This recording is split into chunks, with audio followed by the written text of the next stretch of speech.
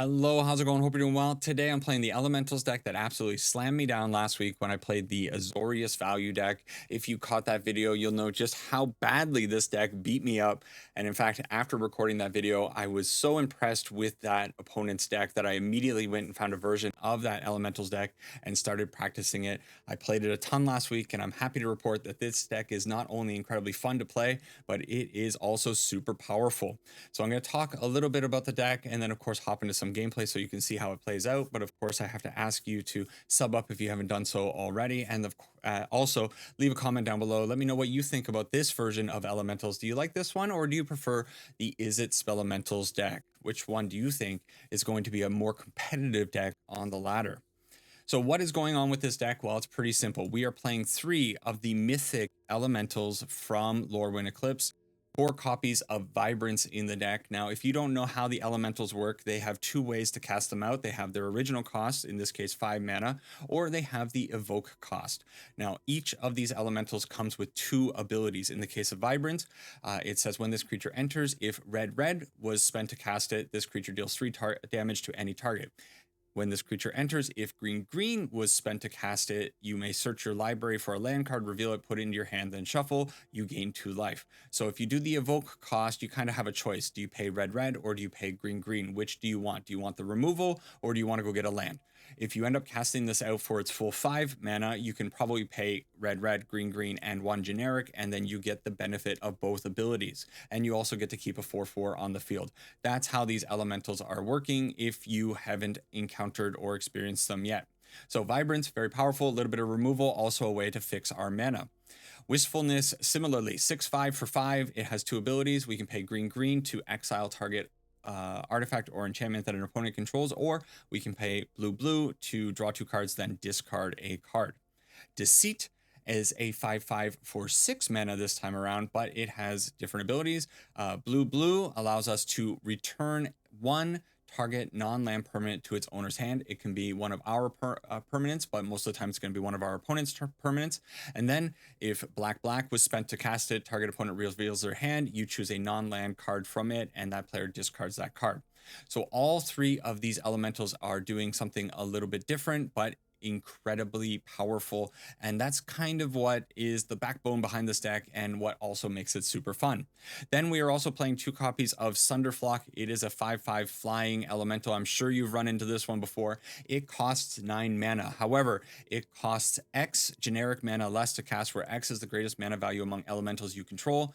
Wistfulness and Vibrance are both 5 mana, so getting a 5 generic mana discount with these on the field, or Deceit, giving it a 6 generic mana discount, taking it all the way down to a 3 CMC creature for 3 CMC creature. Yeah. Then we have other ways to enable getting to these big creatures. We have Ashling Rekindled. Ashling can flip into Ashling Rhinebound, and when that happens, we get to generate 2 mana of any one color. We can spend that mana only to cast spells with mana value 4 or greater. So this is one way for us to get up into these big old thick boys. Then we also have the Flamebraider, a 2 CMC 2/2. But this thing allows us to add 2 mana of any combination of colors, and we can spend this mana to cast elemental spells or activate elemental abilities. It's going to be to cast elemental spells. So that is the engine of the deck. The rest of the deck is supporting that. We have, of course, Roaming Throne, very notable card in this deck. This thing is going to enter the battlefield. We're going to choose elemental almost every single time, and that is going to double the triggers. So not only are we doing 3 damage to something, we can do 3 damage twice, for example. So Roaming Throne, very powerful. Then we have board wipe, Ill-Timed Explosion. We have a little bit of card draw with Winternight Stories, and we have a way of bouncing target creature or vehicle. It's going to be a creature for 1 mana with bounce off. We can use this also on our own creatures if we are in a pinch. The mana base is all over the place because we are using a lot of different colors. So we got a lot of things like Cavernous Souls, Secluded Courtyard. We name elementals on those, and it makes our mana base a little bit smoother. Over in the sideboard, we got Spell Snare for our probably Badger Mole Cub matchups, maybe also the Lessons matchup. Stopping their enchantments is kind of important. Ghost Vacuum is my preferred best of 3 graveyard hate right now, so that's what I'm running here. Detect Intrusion and Disdainful Stroke can stop some pesky sorcery or instant speed spells. Seer, if we need to remove a 4 CMC creature, probably Ice Till Explorer, pretty good target for this card. More ill-timed explosions, and a 3rd copy of Sunderflock, just in case we have an opponent who's going nice and wide on us. So that is the deck. That's the plan. We're going to hop into some games and hopefully see what these elementals can do. See you over in the games.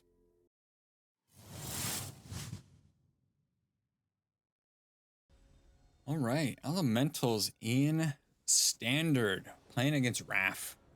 Hopefully we can make something happen with all these wonderful ETBs. It's so crazy that they tacked on so many powerful ETB triggers onto us, like single cards. I absolutely love it. Opening hand looking real nice. We can go turn 2 Ashling and then hopefully into the Vibrance. We'll see what the opponent is on though. Black probably means that they have a Hex for my poor Ashling.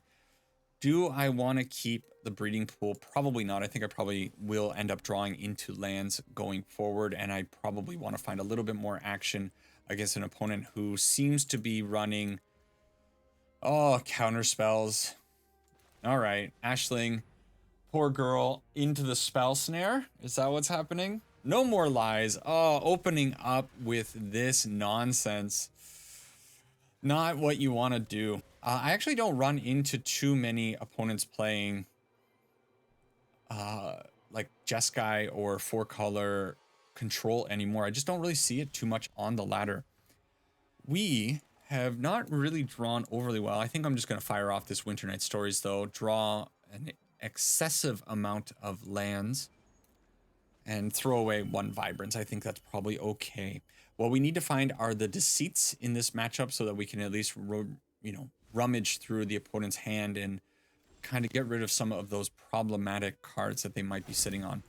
Good news is, though, we did find the Cavern of Souls. Bad news is the Roaming Throne is a golem. So, it's fine. If they want to use their counterspell on the Roaming Throne, I guess that would be okie dokie with me. Maybe they're just gearing up for a Day of Judgment in the near future.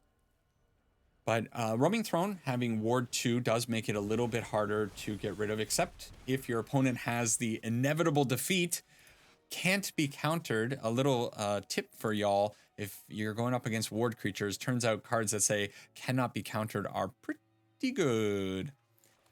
So I could go out with the Flamebraider, but I think it's probably Vibrance. We deal 3 damage to the opponent's dome, and we search into our library for another Cavern of Souls. We're sitting on 2 lands and a lot of good creatures, but not Deceit. I really think this deck needs the Hey, hey there, hey cutie, you cute little boy.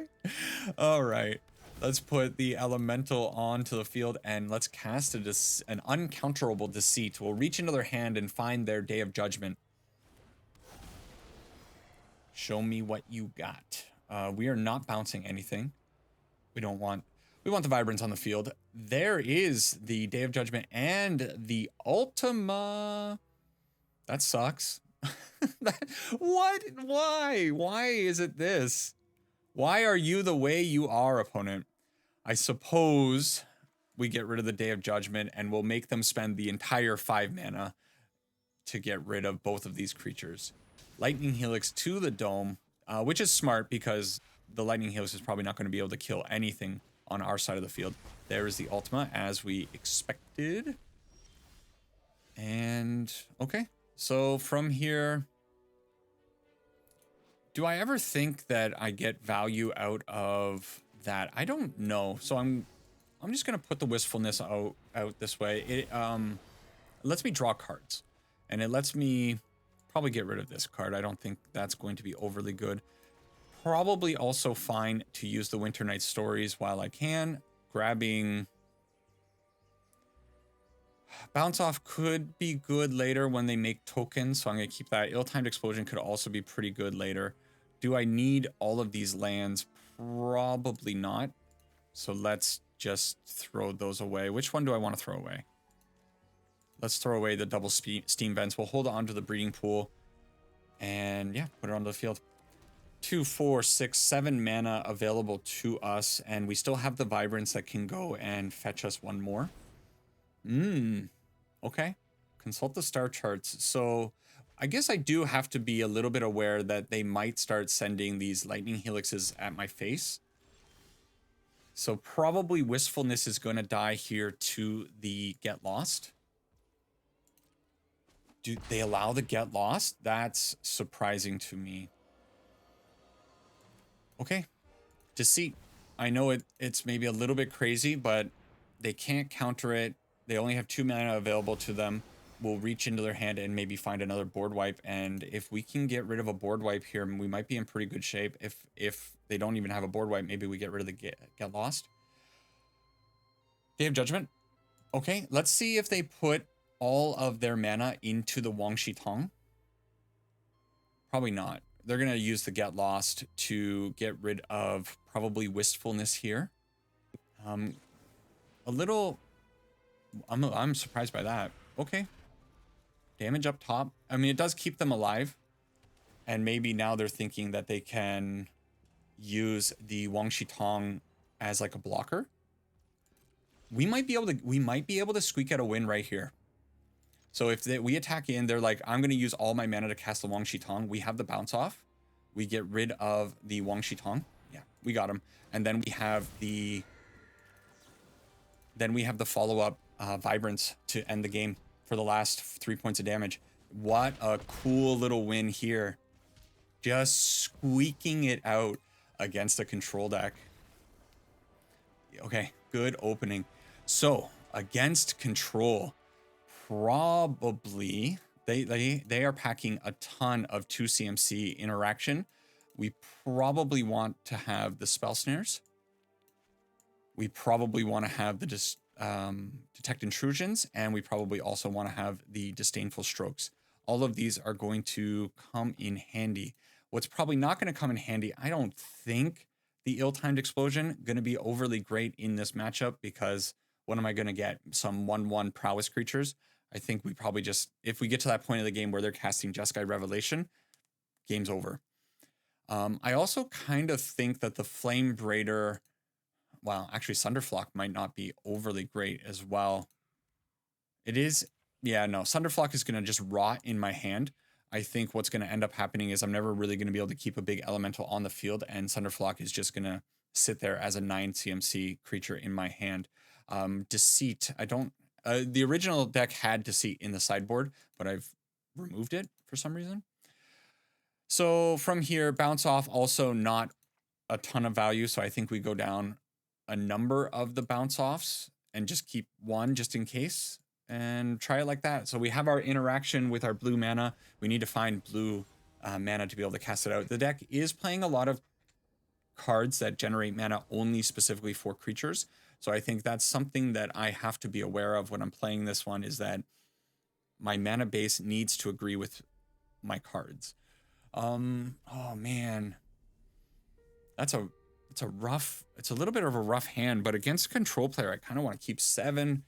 We do draw lands pretty reliably in this deck, and we do have the Wistfulness as a turn 2 emergency kind of thing. We can draw some cards with them. So we'll try it. And the starting town gives me access to blue mana, which is kind of the most valuable thing. Maybe it's just now Vibrance on turn 2 to go get a land. Okay, they have that. Well, we're definitely going to be putting out the Cavern Souls. So I can do Deceit, I can do Vibrance, I can do Wistfulness. I can do all of them, and I can do them for whatever ability I want. I did draw the land, so I don't know how incentivized I am to do that. I kind of don't hate the idea of doing Deceit here and just see what we're up against. Yeah, let's do the Deceit. Okay, Deceit on the field. Cavern of Souls pretty good in this matchup.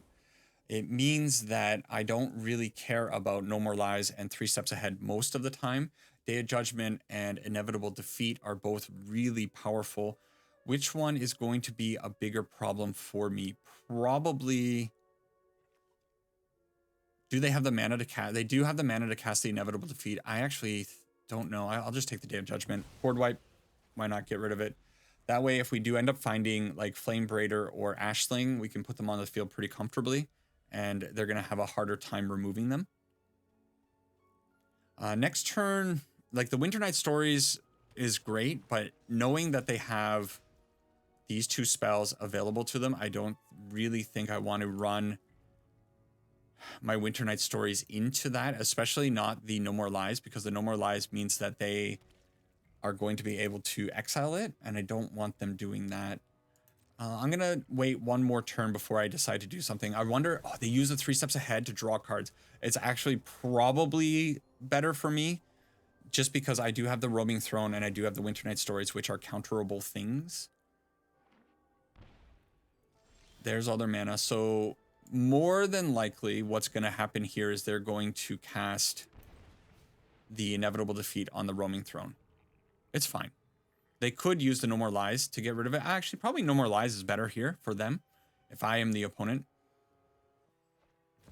Wangshi Tong. Okay. Okay. So they do that, knowing that they can easily get rid of the Roaming Throne with the Inevitable Defeat whenever I cast out my next creature. And also the Wangshi Tong gives them a bit of a clock. It's also a little hard for me to get rid of sometimes, but they did play out the Wangshi Tong on awkward. I want to get rid of it because it is going to be a problem for me. I didn't draw a land to put out the Vibrance as a hard cast. I also don't have the right mana. So I'm going to take a huge risk here, and I'm going to cast the Winter Night Stories, and the Winter Night Stories is going to find me a land. Uh-oh. It found me a land, but it found me the wrong land. It's fine. The Wangshi Tong is just going to hit me for 3 more. It's fine. And I can now, at the very least, put the Vibrance on the field as like hard cast, and I can do it for both the red, green, green. We get rid of our Wangshi Tong problem. We gain a little bit of life. We draw. We find another Cavern of Souls. I think it's probably prudent to grab that. No, I forgot what Wangshi Tong says. Hit him with the oops. So I guess I wasn't supposed to cast it out for the green. Man, Wangshi Tong's one of those creatures that's like in eternal, people who play eternal formats with fetch lands, if they're playing the Wangshi Tong, they're like, of course he gets +1/+1 if you search your library. But as a standard mostly player who is getting the benefit, or who is searching their library and getting +1/+1 on Wangshi Tong, I think it just doesn't really happen all that often. So from here, I'm going to desperately draw cards with my Vibrance. And we do not find the black elemental, which is what I needed to find there, I think. So from here, how dead am I? On a scale of 1 to dead, how dead am I? Okay, this still draws me cards.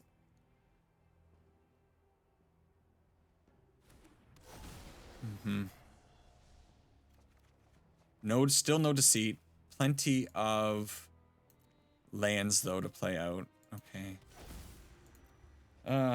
Maybe I should have put the Cavern of Souls out on Golem, knowing that I have this coming down, but okay.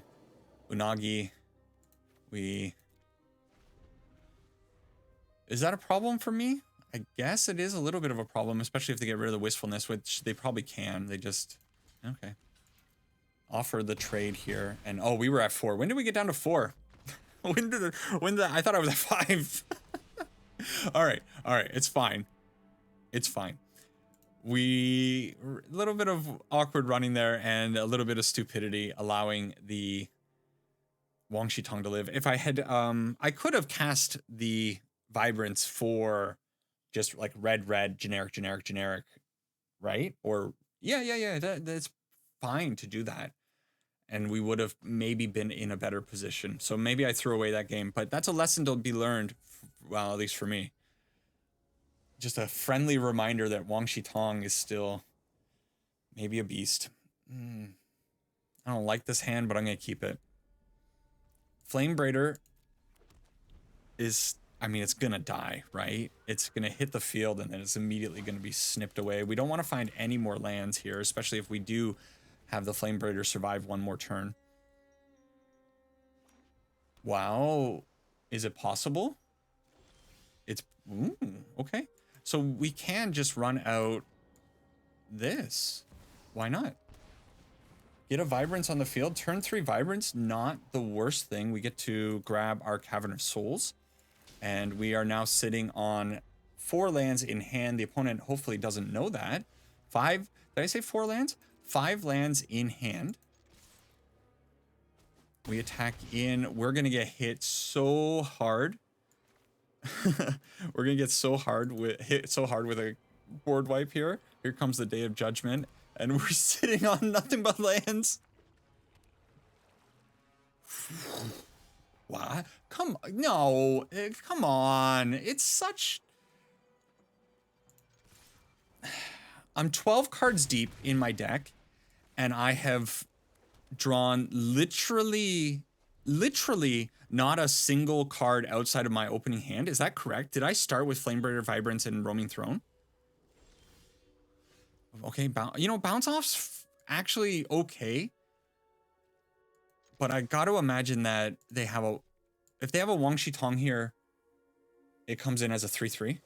There's the inevitable defeat. To my hand!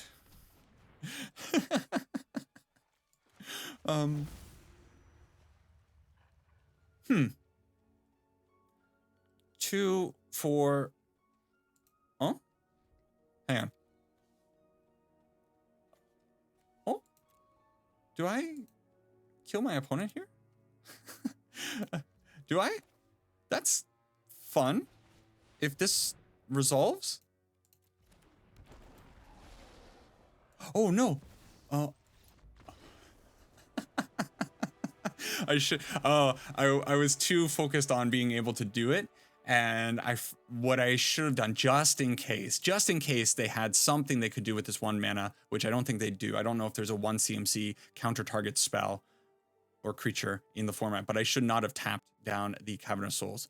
So I should have tapped these 4 for the Roaming Throne, and then the Cavern plus the Flamebraider mana to cast out the Vibrance to do 6 damage to the opponent's face. Amazing situation. The bounce off, the one of bounce off actually coming in to save the day. Good first showing. Now we're up against Big Kev, sporting Ulamog. Scary avatar from the opponent. Man, imagine if Ulamog were in standard. We'd be ramping that out so fast. All right, opening hand. Hey, it's kind of what we just had in the last game that got me the win. So I don't mind seeing Ashling, Vibrance, and Roaming Throne. But what I do mind seeing is an opponent opening up on Watery Grave. I'm so tired of blue and black and green. What happened to white and red? Where did white and red go? They're just like, they vanished from the format. All right. We can maybe get rid of the core. Is Quarry Mountain Monastery actually going to be pretty good here? Exile a top card of your library until the end of your next turn. You may play that card. If the game ends up going a little bit long, it could be a valuable card. But I also kind of need to make sure that my mana is good. So I think it's probably fine to throw it away. And Winter Night Stories is a better card to have, probably. They have the Hex.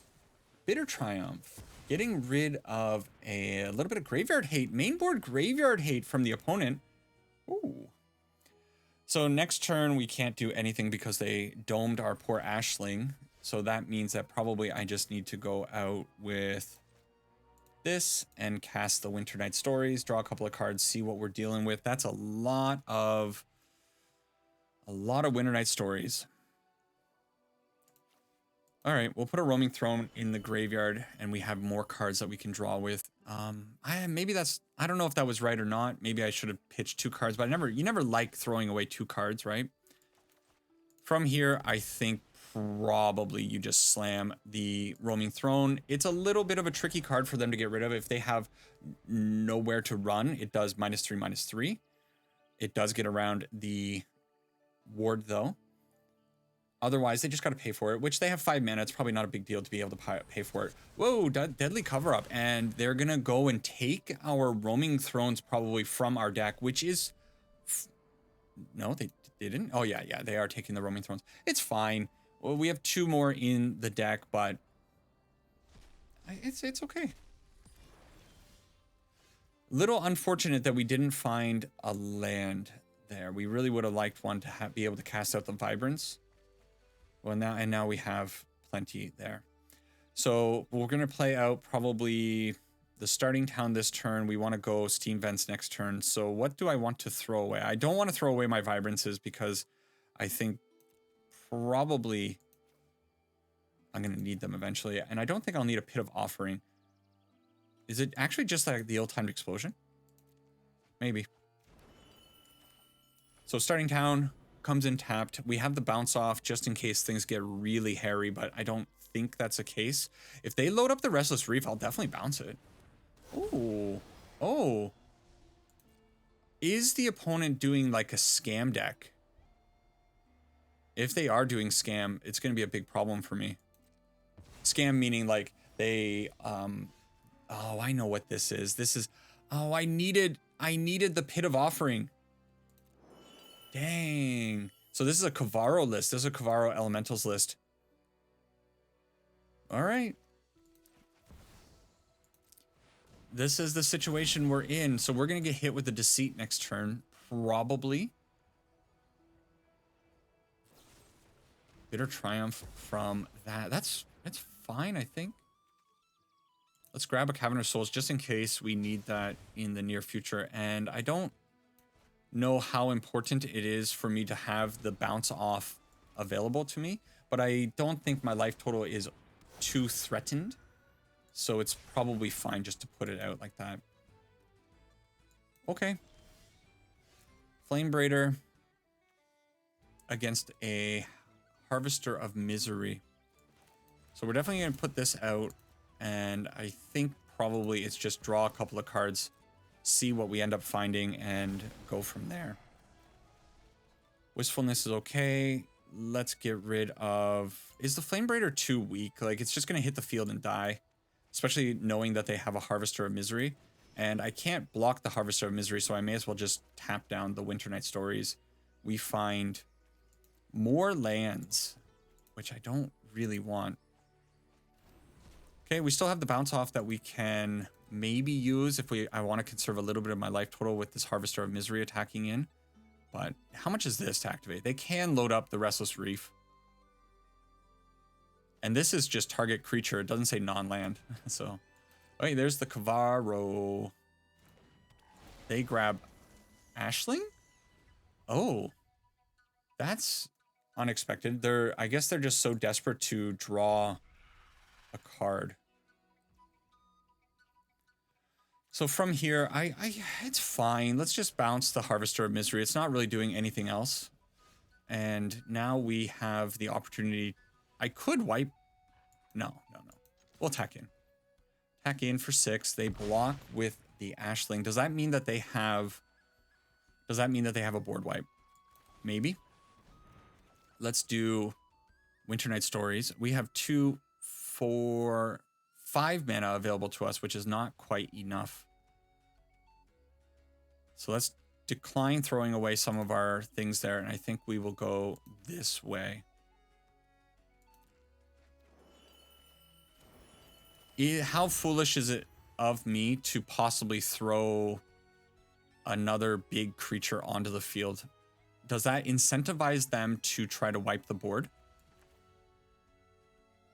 I think it's fine. You know, we get 2 for 1, but we also get to thin our library here a little bit. I think this is fine. How's my mana base? My mana's mostly fine. We'll just grab a Cavern. Heal a little bit. 3 damage to the Dome. If they want to do Deadly Cover Up here, they can. They don't have the Deadly Cover Up, so now we can definitely get in for a little bit of damage. And the opponent, Big Kev, says, that's enough. I'm tired of this. Well, without even thinking, we're grabbing the Ghost Vacuums because we can't allow them to be putting creatures into the graveyard. Also, I think Disdainful Stroke probably going to be decent in this matchup. What is not decent in this matchup? How good is Sunderflock going to be? Probably pretty bad, I think. And I also don't know how hot or how high I am on Flamebraider. I think Flamebraider dying to everything that they have is probably just too much of a vulnerability. So we'll do that. Now, Bounce Off, not great. Is it better to have Bitter Triumph? That's their only 2 CMC thing. Like, how good is Spell Snare really? I don't know. Maybe it's just Detect Intrusion instead of Bounce Off. Bring in, maybe do something like this. Keep 1 Bounce Off just in case. Okay, we'll see. They might take out the, well, I mean, they only have 1 Harvester of Misery probably in their deck. They might also be incentivized to take the Harvester of Misery out of their deck, knowing that they don't have a ton of targets against us. Opening hand is okay, but our mana base is not great. I want to get this Ghost Vacuum probably onto the field pretty quickly because they might have a Deceit or just some way of reaching into my hand to get rid of it. And I think probably having that on the field against this opponent is just going to be pretty good. This comes in for Island, so I want to do Steam Vents before I do Quarry Mountain Monastery. So actually the Steam Vents was a pretty great draw. And now we can just make sure that their library or their graveyard stays nice and empty throughout this whole game. It's going to be hard for them to deal with the Ghost Vacuum, I think. That's fine. They can remove. So there was the Artifact Hate. If they had an untapped Black Source on turn number 1, they would have been able to deal with the Ghost Vacuum. So getting a little lucky. I'll run out the Flamebraider. I think it's fine. And then on the following turn, we can hold up the Disdainful Stroke when they get closer to 4 mana. If they want to smoke the Flamebraider, it's fine. They use their removal on that creature and not on a more important creature. May as well get the Swamp. Okay. Hey, Winter Night Story is actually kind of awesome. So, attack in? It's fine. It's fine. And they took damage to do it. So let's Winter Night Story find, hey, Deceit is good. But do I have to throw away the Deceit? I want to keep it. If I don't, I'm going to throw away this and the Ill-Timed Explosion, maybe? That feels bad. Oh no, probably the Bounce Off. We don't want the Bounce Off. So throw away a land, throw away a starting town. Okay. I think that's okay. Opponent down to 4 cards. I'm also down to 4 cards. They find their 4th land. And hopefully nothing else super scary. There's a Kavaro. So we eat our own Flamebraider. That way the Kavaro comes in just as a Kavaro. And I don't know, who cares about a Kavaro, right? It's pretty bad. Especially when I don't have mana for the next turn. Let's talk about Ill-Timed Explosion. Draw 2 cards. Then you may discard 2 cards. When you do, Ill-Timed Explosion deals X damage to each creature where X is the greatest mana value among cards discarded this way. So you have a choice. You can use Ill-Timed Explosion just as a draw 2, but if you choose to discard, you have to discard 2 cards. Do I care about Kavaro enough to want to wipe him out? And I think the answer is bring 4 damage. I think it's fine 1 turn to take a little bit of a bump from old Kavaro. Now I'm regretting that. Because the Winter Night Stories is in the graveyard and they can actually really bounce back from this. Ooh, Doomsday Excruciator. Ah, it's a Doomsday Excruciator deck. Yeah, okay. So we need to get rid of those cards. Make sure that... man, now I'm really regretting not hitting the Kavaro. The Winter Night Stories was huge for them. They draw a couple of cards. And they have another Winter Night Stories in the graveyard. So I think we take the Winter Night Stories this time around. I think it's probably fine to have done it that way. And we did find our land. So do I care? Yeah, we just run out. We just run this out. It's fine. They would have to put another Doomsday Excruciator into the graveyard. And I don't think that's going to happen. So let's get rid of the Flamebraider. We have our Ghost Vacuum. We have Wistfulness on the field as a good blocker against the 4/4. And Deceit for the following turn. Bitter Triumph to smoke my boy. That's okay. Do they have interaction for the Ghost Vacuum? Target opponent draws 3 cards, then loses 3 life. Okay. I like seeing it. So let's just get rid of it. It's fine. 1 mana, I don't think it matters. And we go down to 14, so we are on parity with the opponent. But now I think I just slam this and hope that we hit some goodness. Now, do I want to bounce the Kavaro? Do I care about Kavaro? This exiles, right? No, discards. Okay, let's bounce him. Let's see if that was a mistake. Deadly Cover-Up.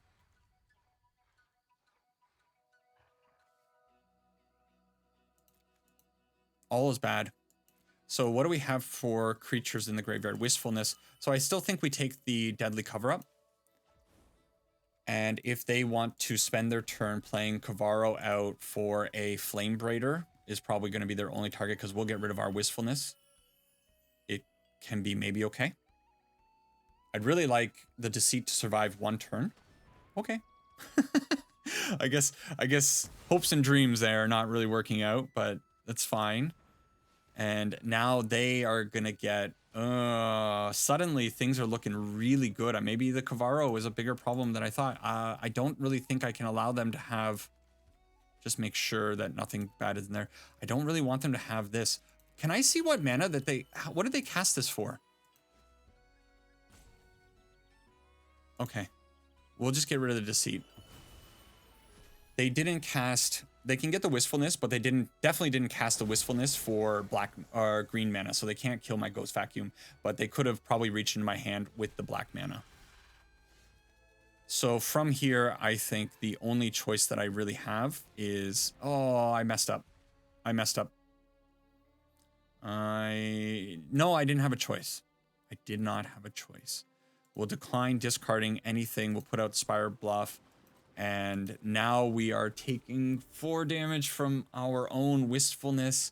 They have the River Churn Monument, which is not a big problem. It's probably in the deck to mill themselves, right? But we've drawn a little... Oh, they're just hard casting a Doomsday Excruciator. Respect. You don't see it too often. Look at that. And now we are in trouble. We definitely needed to be able to keep the Disdainful Stroke up, but unfortunately the only mana that I had available to me was the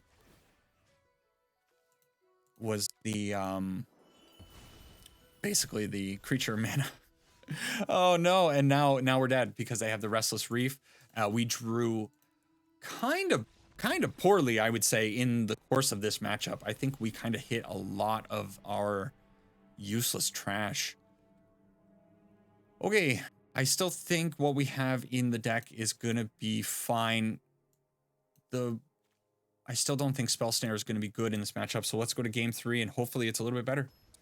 I don't have a ton of experience going up against the Doomsday Excruciator decks. So I will blame that. Pit of Offering is okay, but it's slow. So if I go out if I throw away the Pit of Offering, I can probably get to these if the Flamebraider survives. Am I just dreaming that the Flamebraider survives and I can use maybe the Pit of Offering to get rid of some of their nasty graveyard stuff? Maybe that's where my mind's at. If you don't know, Pit of Offering, probably not a card that too many people are familiar with. When this land enters, exile up to 3 target cards from graveyards. Oh. Okay. Well. Yeah, that's fine. It's fine. We weren't going to cast. Maybe I could have put a Pit of Offering there. So you get to exile some cards from graveyards, and, you know, that's kind of a cool situation, right? Let's put out the Flamebraider first. If they have the Bitter Triumph or the Hex, there's the Hex. Of course, Hex. They only had 1 mana open to them. Our poor girl goes down. So we need to keep using the Ghost Vacuum to make sure that the graveyards stay relatively empty of nasty creatures. I don't really care if the Kavaro becomes a Flamebraider. I think most of the time it does kind of help them a little bit with getting Deceit on the field. But I still think it's, yeah, it's probably right to eat it. Okay, Ashling as a follow-up, and then we get to discard something. I like both of these cards. We'll decline. And just put the Steam Vents out. As long as Ashling survives, we can flip Ashling into Rhymebound, and then maybe get Vibrance, or I don't know, one of these cards onto the field. It is a Winter Night Stories. Okay, so we do... It's actually pretty good because we get to eat the Winter Night Stories mostly for free, unless they put like 2 Doomsday Excruciators into the graveyard right now. Which they can't. They can only put 1 in because it's either discard 2 cards unless you discard 1 creature card. So probably we eat the Winter Night Stories, and then on the next turn we eat the big threat that they put into the graveyard. And they don't put any threat into the graveyard. So we just eat the Winter Night Stories so that they can't flash it back. It's flashback, right? Harmonize. Okay. Well, the Disdainful Stroke is going to be awfully good for the future. I think probably, though, I'm going to take this time to jam the Vibrance onto the field. This gives me my land draw, so that if the Ashling dies on the following turn, I can still, at the very least, get the Wistfulness on the field in the future. And that time I grabbed a blue source, just a blue-green source, because I already have a Cavern of Souls, and I've been having mana problems with this deck once in a while. The mana, I think, is the thing that's going to trip people up the most when they play this deck. Like, you kind of just...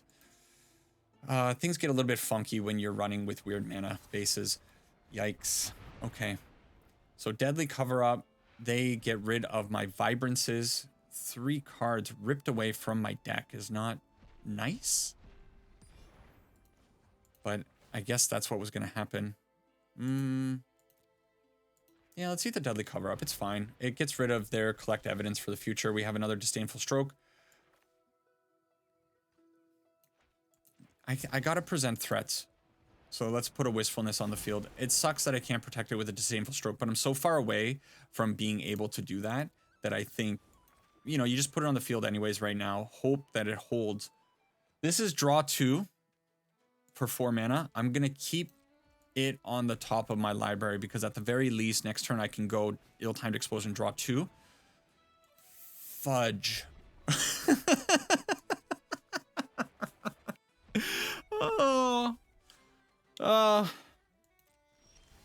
Fudge. Where's Deceit? Deceit, show your face, please. Do they have the Restless Reef? They have the Restless Reef. Oh, man. Oh, man. It has Death Touch. All right. Well, we at the very least have the Disdainful Stroke now. So maybe I can do something. But with this Restless Reef on the field, they're just going to mill me down. I can't actually do anything to this because it's not... The Disdainful Strokes didn't do anything. They would have done so much if I had kept them. GG, opponent. Pretty cool to see the Excruciator deck wiping me out. I need a lot more experience against the Excruciator decks, I think. That's just the situation here. It's not even like in my mind that I have to be aware that the Excruciator can be cast out for 6, and it needs to be something that I have to be aware of. I needed to keep an eye on their mana and know that they could just hard cast it. So Inexperience showing its ugly face there. All right, our third and final game. You know, I'm just thinking, if I were a new player, and if I were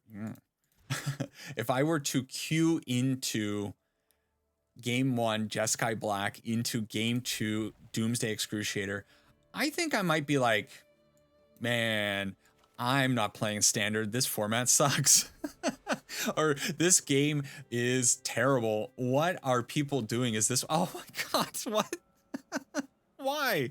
Why does it have to be this way? Why?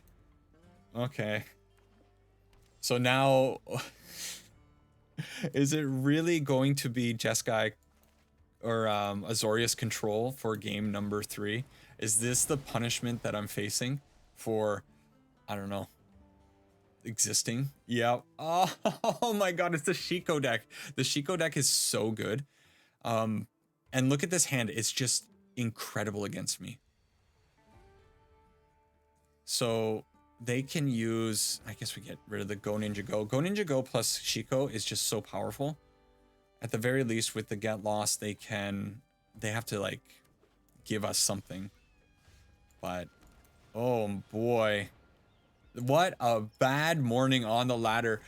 Jeskai control, not Jeskai, 4-color control, Jeskai Black into Excruciator into just Jeskai control, Shiko control. Yuck. I don't want to be here anymore. All right. I mean, it's not the worst situation. I'm gonna play the Spire Bluff Canal, and I think the Vibrance is probably good enough to keep in hand. That's definitely good enough to keep. And you know what? We'll leave this last map token. I think making Ashling a 3/5 is not really relevant. Making her a 4 toughness creature is relevant, knowing that they probably have lightning helixes. So it makes them use their Get Lost on Ashling right now. Or this Get Lost. Ugh. Oh, I guess putting the Go Ninja Go in the graveyard with a Shiko deck is not the smartest thing to do. I'm just bad. Oh man, I don't play against these decks enough. Who's bringing Shiko onto the ladder? I know it's good. I know it's a very cool deck. The Go Ninja Go definitely gave the Shiko deck a little bit of revitalization, I guess we can say. Bounce off. I don't want to be bouncing a Shiko off. Oh no. Okay, opponent with their land drop, steam vents. I'm tired. I'm so tired this morning now. These games have absolutely sucked the life out of me. This is just not the standard I want to be experiencing. Okay. Well, at the very least, is it going to tap my Cavern? Good. Okay, we can do Cavern of Souls here. Vibrance onto the field. 3 more damage to their dome. We can go get another land, which is always good. Which we'll just grab another Cavern of Souls. That's fine. And we also get to maybe fix the top of our deck with these map tokens that the opponent has so generously donated to me, giving me a total of 6 this game. Sunderflock. Is Sunderflock going to be good enough? Maybe. I don't know. We'll keep Sunderflock on the top of the library. If the Vibrance is able to survive a turn, but they've already cast... I don't know. That's a lot of removal. Big yikes. I think one thing that I've definitely kind of like noticed, especially in like my choice of choosing what decks to make for content, is that I have not been drawn to making red decks, and the only red decks that seem to like exist are like the, you know, is it elementals or lessons deck, and red is very much like a sub color in those decks. Like it's just there to get like a little bit of removal. We don't have a good aggro deck in the format, and because we don't have a good aggro deck in the format, I think now it encourages the control decks to start showing up a little bit more. And nobody wants a control meta. What we want is a mid-range meta. Please, Wizards, start leaning towards getting a mid-range meta to exist in the format. That's what we need. They threw away an Ang, whatever you want to call them, which means that, do they have another Ang? I think I have to try the Sunderflock while I have the opportunity to do it with the Vibrance on the field. They could actually get around the Ang Swift Savior with the Sunderflock can't be countered with the Ang. That is a thing that is possible. But yeah, I don't, man, running into like these control matchups back to back to back is really, it just takes it out of me. Yeah, sure, land. I don't know what the opponent's hand could possibly look like. Like, why would they throw away? Hello, old beautiful ugly face. Why would they throw away an Ang in this matchup? I feel like that's a pretty good card against me because it gets them so much mana advantage. 3 mana to stop, you know, a 5 or something like that. Maybe they don't know that it can get around the Cavern of Souls. Oh no, so they do have another one. Which I'm a little bit surprised they didn't just rip it off when the Sunderflock was coming in. Like, why wouldn't you just counter the Sunderflock?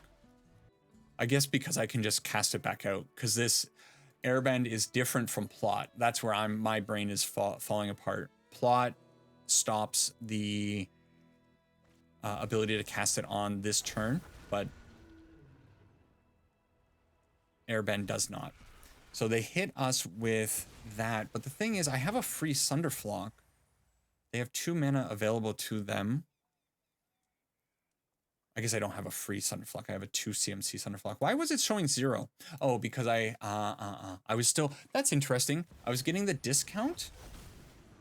Yeah, because I had the Elemental on the field. I was still getting the discount. That's kind of cool. That's really cool. All right, we get hit for 2. And I think that means that I'm going to reach into their hand with old... Stink face here. What mana is it keeping open for me? My regular mana. It's fine. They don't have anything open. Let's... Do I bounce the Shiko? Shiko's going to get bounced anyways next turn. They have the Go Ninja Go. Go Ninja Go is pretty good in their graveyard. I think I do bounce the Shiko. Whoa. Whoa. Okay, hang on. That's not cool. That represents like a ton of future damage against my face. That's a little bit worrisome. Let's use up these maps. Ashling, I don't think I want Ashling. What I want to find is Roaming Throne, I think. Oh, no. And we're definitely not shocking that in because them having 12 points of damage just in hand, if they start kicking these Burst Lightnings, is going to be a problem for us. The thing is, they do have to protect their own face. They're down to 9. That's an interesting hand from the opponent. Burst Lightning, Burst Lightning, Burst Lightning. Ashling on the ground could be also a pretty good blocker to slow down Deceit ever so slightly, which I probably should have put the +1/+1 counters on the Sunderflock, knowing that they would have ground crew. They drew a land. So it kind of looks like they might be on the Burst Lightning my face plan. Let's see if they Ang here. They do. So Ang comes down. They bounce the Sunderflock. So they fizzle my thing. I'm going to attack to see if they want to give me the Ang. They do. I think I'm happy with that. And what are the chances that they have a board wipe? Like that they top deck a board wipe? We have the bounce off, so if they put out the Quantum Riddler, we can definitely get rid of that in the near future. And we also have this Sunderflock sitting here that we can use to bounce the Sunderflock as well. We can't bounce the Ashling because she has an elemental. But we get to put 3 damage on the dome. We get to gain a little bit of life. That 2 life is actually pretty huge for us because they do have potentially 12 damage. Let's grab a Cavern. And I can Winter Night Stories if I'm not going to Sunderflock. No, I can still just do it, right? Because I can Sunderflock for free anyways. So Winter Night Stories, finding the Roaming Throne. But I already cast the Vibrance. I still think it's probably okay to keep that. Okay, let's put the Sunderflock on the field. I think it's fine. They're probably going... I have to imagine in their head, they were thinking that they were going to burst lightning me. The only way that we really get blown out here is if we get board wiped here. But I do have kind of a backup plan. I can bounce off my Vibrance, put out the Roaming Throne, and then dome them. So I think we're fine. I think we got our Cthulhu kitty. Oh boy, I don't know what to do about Shiko. Shiko is a nasty customer, and do I really need to bring the Ghost Vacuum in? I think probably I do. Which sucks because it's their graveyard shenanigans are very like secondary, and I think I'm gonna feel pretty bad if I am spending so much energy with this Ghost Vacuum, or so many card slots with the Ghost Vacuum. I don't like it. I'm going to bring in the Disdainful Stroke as well to hopefully get rid of, you know, things like Shiko or maybe some future board wipes. Quantum Riddler would be a pretty good target for Disdainful Stroke. Sure. How good is Bounce Off going to be? How good is Flamebraider going to be in this matchup? They're very vulnerable creatures. The Flamebraider is. And the Bounce Off is probably not great. I think I'm just going to cut all of them and probably cut one Flamebraider. In the last matchup against the Excruciator, I did cut a lot of the Flamebraiders because I was afraid that they were going to be vulnerable. But I wonder if by cutting the Flamebraiders, I am really hurting the overall game plan of the deck, which is to get to, you know, the fast mana. Use the fast mana to get to these big creatures, and I wonder if that was a problem with the Excruciator. Honestly, I think it was just not holding up Disdain. If I have Disdainful Stroke in hand against an Excruciator deck, I think I just have to hold Disdainful Stroke indefinitely. You just never let it leave your hand. All right, so we have at least the Ghost Vacuum. Not what I really wanted, but yeah, let's put 2 of them on the field. Sucks. But we'll put 2 of them on the field, and we'll make sure that there's going to be no instants or sorceries in the graveyard. I guess we can also hit a Winter Night Stories. That'll be okay. We need to find also Cavern of Souls here. Dang. Cannot bounce anything, but it is also a 2/3 creature that's going to be smoke in my face. They got a 10-turn clock. Okay. Did they miss on lands? They may have. Uh-oh.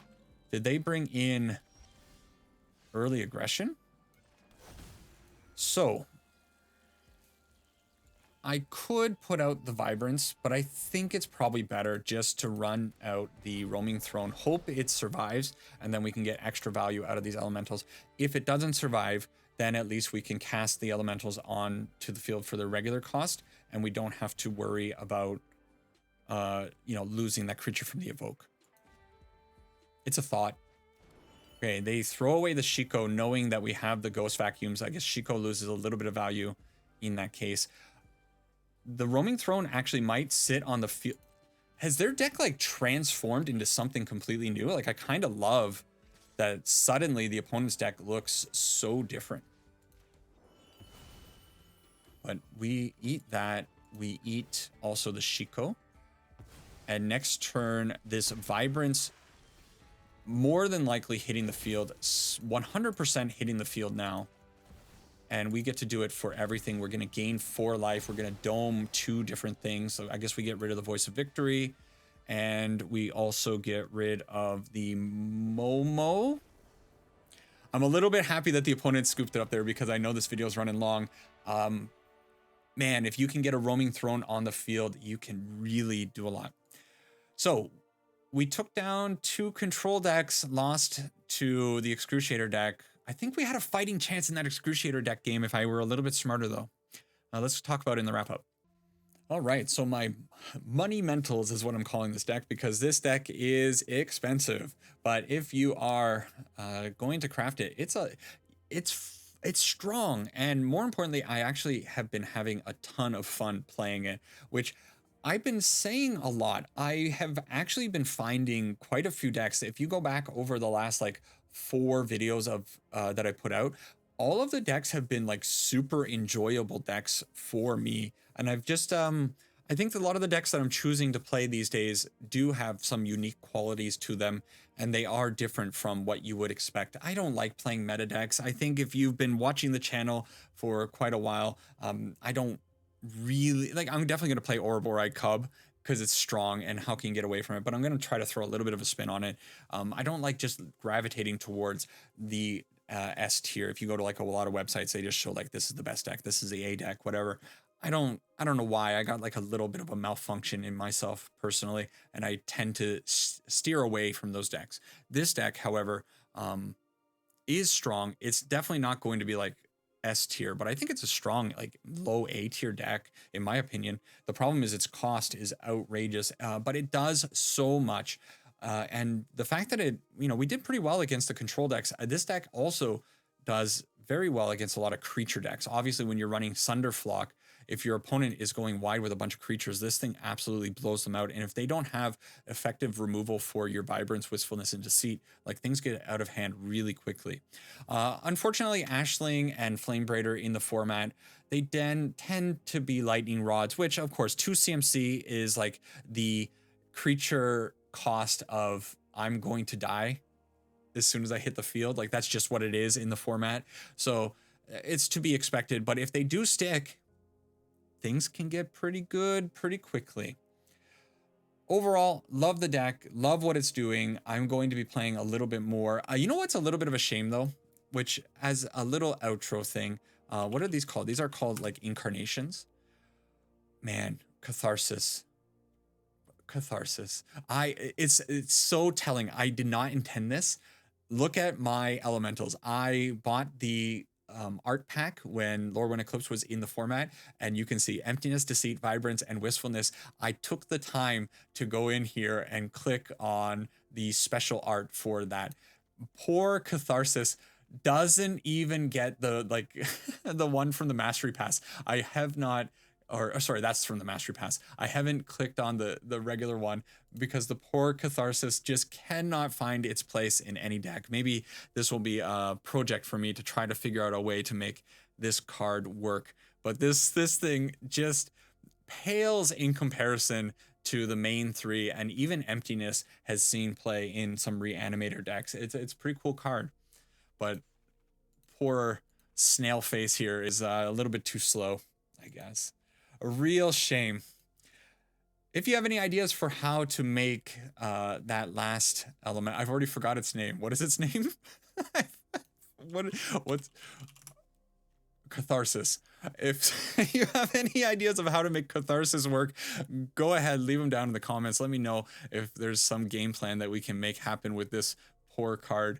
But otherwise, the other incarnation elemental incarnations are absolutely fantastic. That's it for this one. I don't know how long it ran. It feels like a long video. Running into a whole bunch of control does that to you. That's it for this one. I hope you all have a great week. Sarang ipana, and I'll see everyone in the next video. Bye-bye.